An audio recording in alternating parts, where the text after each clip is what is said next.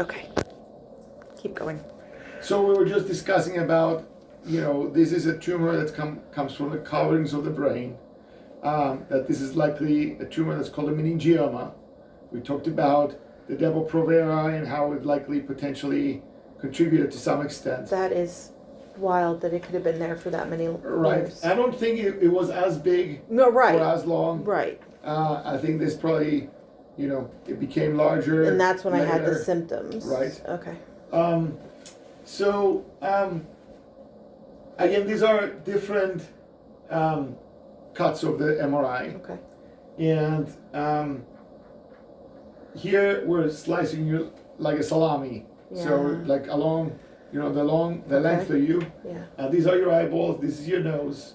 And this is the right side, this is the left side. If you imagine, as we make a slice, we're looking from underneath. Okay.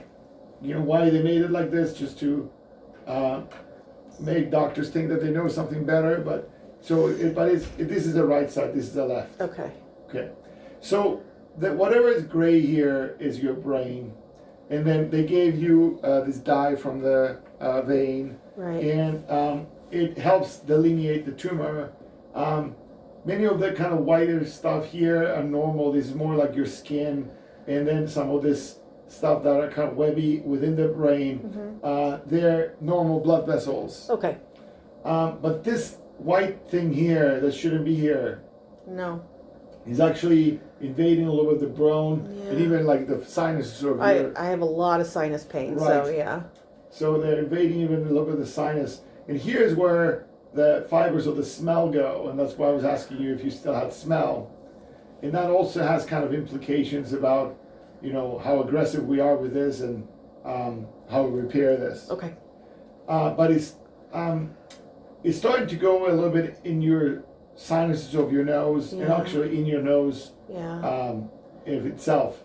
So you see here we're in between the eyes, Right. so it's going down into that area. That would make sense. Okay. Now this is a little different way of looking at it. Okay. This is with us cutting you like this, and Okay. looking from Right, the right. side. This is your nose now. Your ear will be, if we come all the way down here, this is your ear. Oh, okay. Okay. And then Wow. this is your eye. And again, we're looking from the side like this. And then it's kind of a tall, goes up a little Yeah, higher I see here. how high it goes. But you see here, we're kind of in the middle here where your nose is. You see it's kind of diving down into your nose. Yeah. And then it's going a little bit into your sinuses here. This normally it's open, but you see that it's kind of making its way into the nose there. And this is kind of the other way of slicing you up. We're slicing you in many different ways here. Yeah. So this way. Okay. So if we go all the way forward here, these are your two eyeballs. Okay, I see. This is your nose, this is your teeth, and this is the tumor. My gosh, it's so big. It's pretty large. Yeah. So when we see these tumors, there's generally different ways of going around removing them. One of the ways is going through the nose. We just did one actually just a few days ago where we go through the nose and remove it.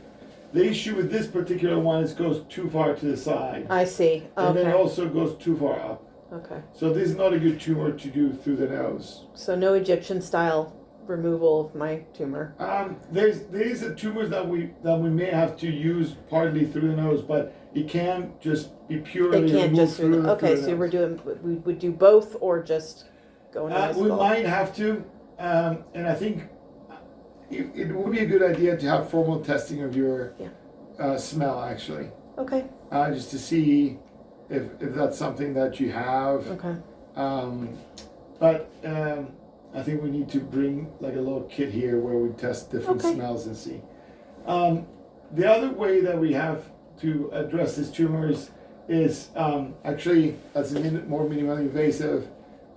Is through small incisions right around your eyebrow or your eye crease. Wow. But this goes way off on the other side.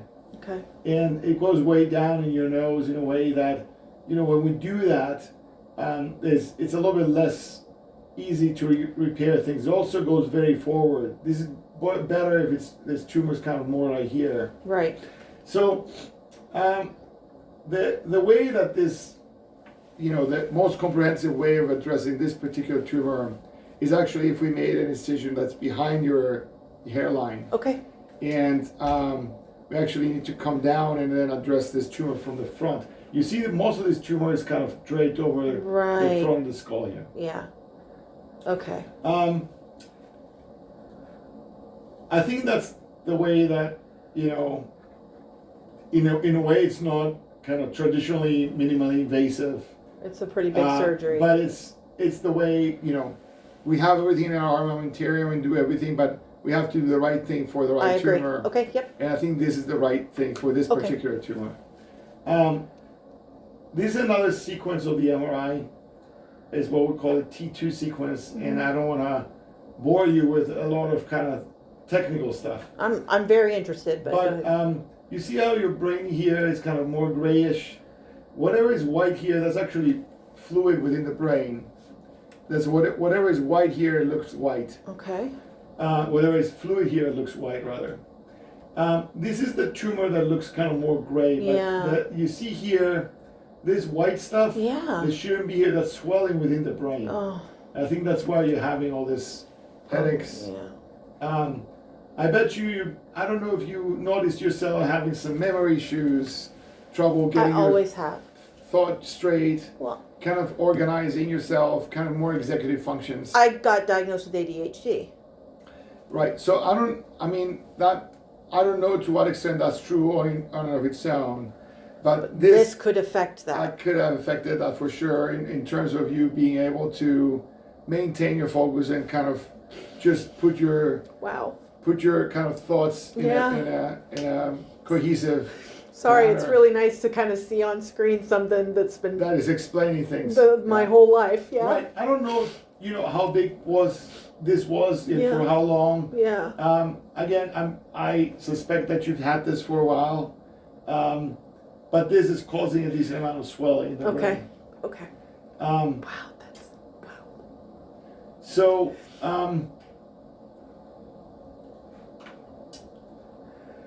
again, I think that what I would recommend we do for this again it's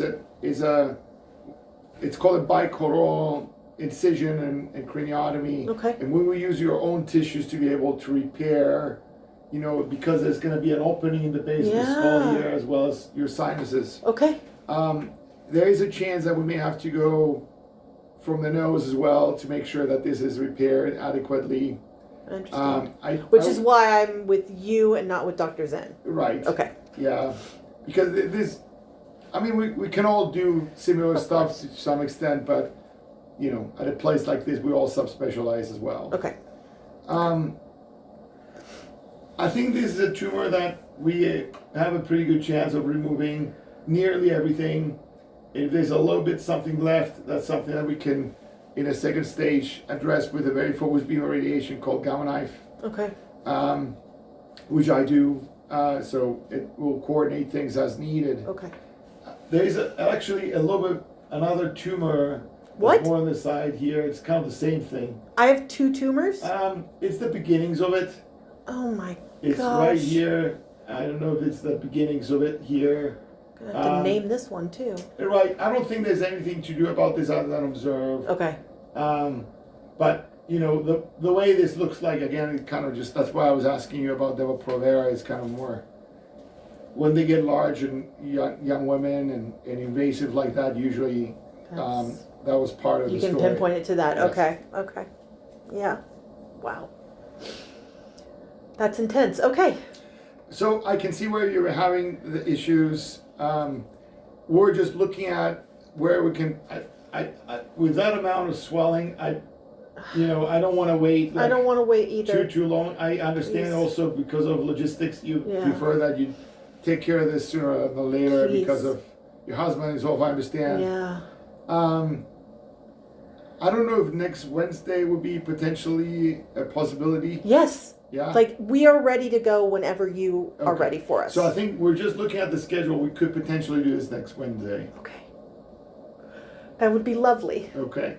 As long as everything works out with logistics and everything, I think that would So be not okay. day after tomorrow, a week from this coming Wednesday. Correct. Okay, great. Yes. Okay. Yeah. Yeah, if that We actually have this whole week we have a course where there's a lot of people that come where we teach them how to do this. Oh, okay. So that runs like part of this week. Yeah. But I'm not in any Wednesday, imminent danger or anything. I think that's- again, I think you've had this for a while. Okay. But I think you're becoming more symptomatic. You're on steroids. Yeah, We don't want you to be on yeah. steroids forever before Okay. we do this. Okay. Yeah. I think next Wednesday it's fine. Next Wednesday. Yeah. Okay, let's do it. We're gonna get some. I think this MRI is very fine. Mm-hmm. There's one more test. It's a CT scan with contrast that we do to Okay. look at the arteries. Every time we do these kinds of procedures, there's some risks Of that are course. involved. Yeah, he talked to me about everything, and Some of the risks involved include, again, managing the spinal fluid.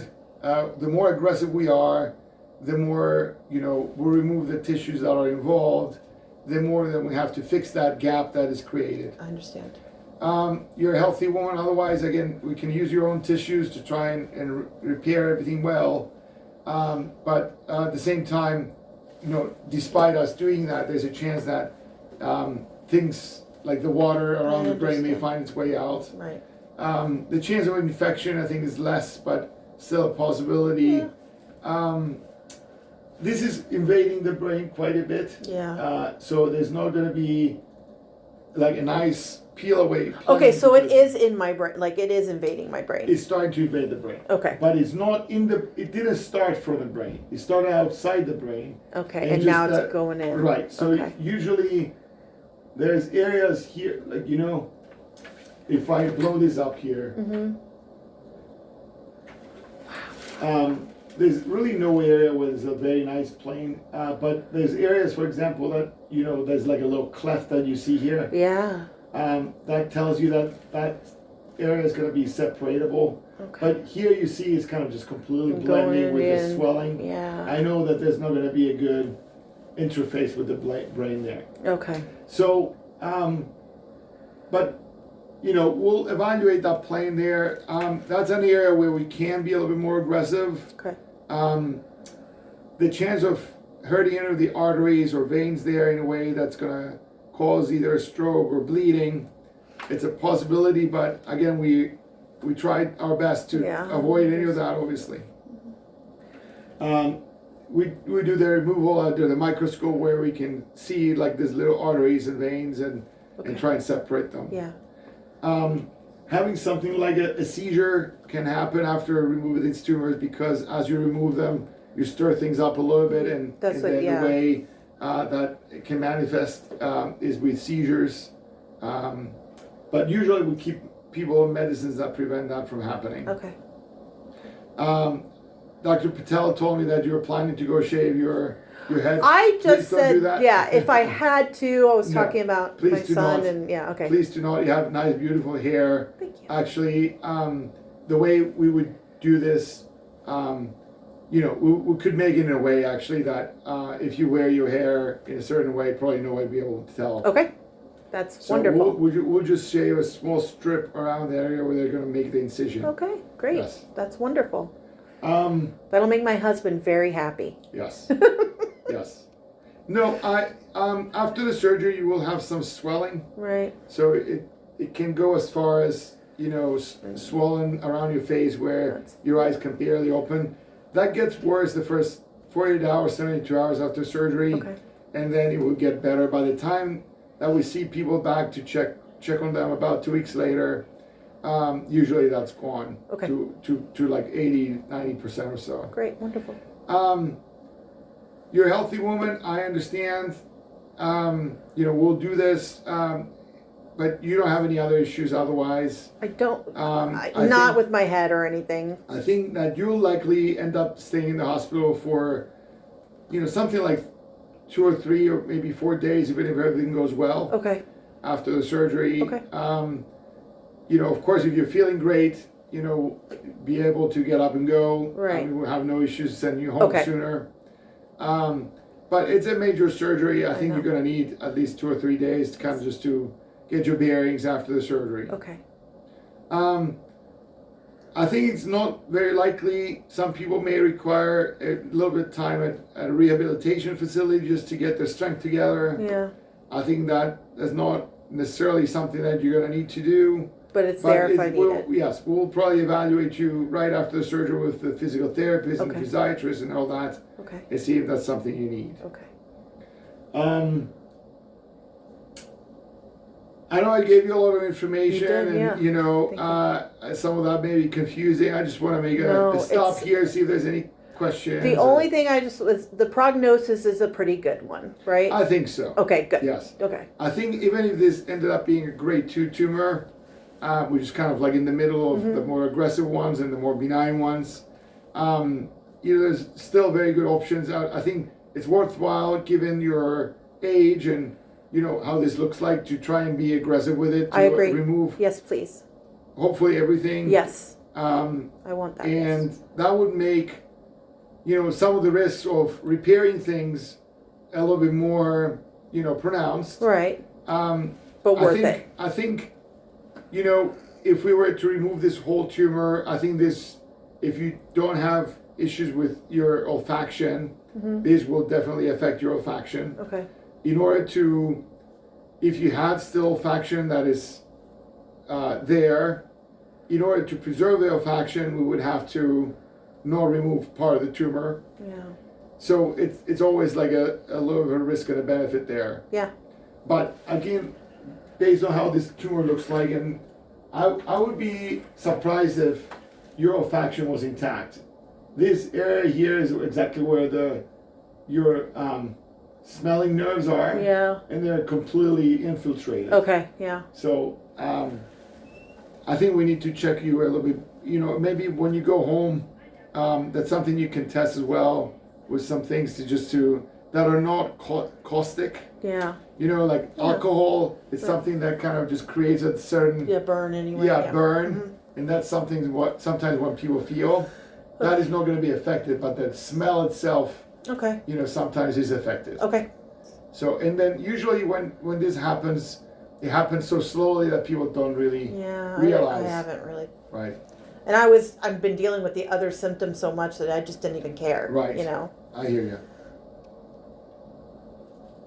The next steps are to have you meet Gina. She's a nurse coordinator that helps people just put things together. Okay. And she creates an itinerary that everything that needs to happen. Okay. Frankly, for you, it's not a whole lot. You're a healthy woman otherwise. Yeah. Everyone, whether they're 18 or 118 years old, they have to go through a clearance process where, you know, there's a group of doctors that just give us a green light that it's okay to undergo surgery. Okay. For someone healthy like you, it's usually just some basic lab work, a few questions. Okay. And again, it's just the chance for the anesthesiologist to look at your airway and make sure they have no concerns and all that. Right. It's just planning ahead. For anesthesia and stuff like that. Okay, great.